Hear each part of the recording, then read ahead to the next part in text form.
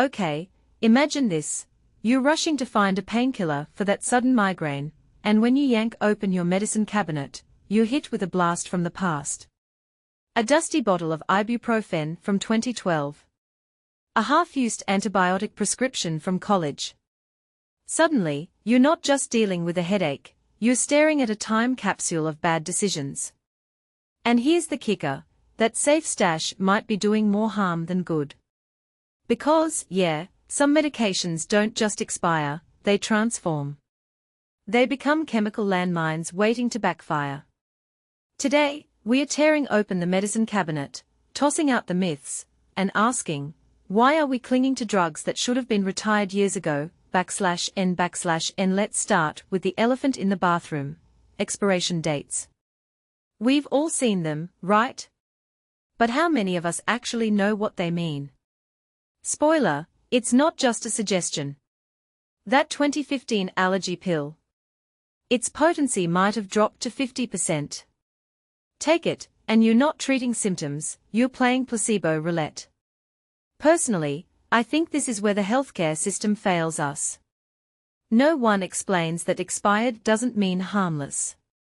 They just slap a date on the bottle and hope we don't ask questions. /n/n now, the real danger zone. Antibiotics. Oh, the drama here is real. Leftover amoxicillin from that sinus infection. Toss it. Because guess what? Using half a course breeds superbugs.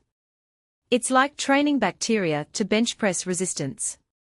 And when you reuse old antibiotics, you're not just risking your own health, you're fueling a global crisis.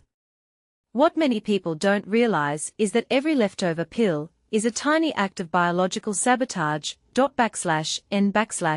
But here's the twist. Some meds actually survive past their expiration dates. Take aspirin, studies show it can last decades if stored right. The problem? Most of us don't know the difference.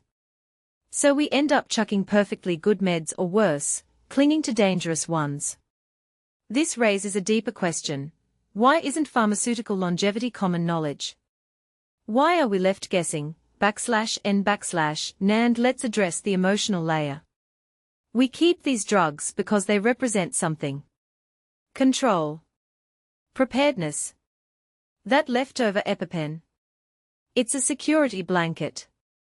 But here's the irony, by hoarding meds, we are creating a false sense of safety. A detail I find fascinating is how human this behavior is. We cling to what worked before even when it's obsolete. It's not just about medicine, it's about our relationship with uncertainty. /n/n. So, what's the fix? Maybe it's time to rethink the ritual. Turn medicine cabinet cleaning into a quarterly habit. Or push for clearer expiration guidelines. But at the core, this is about trust, trusting science over sentiment.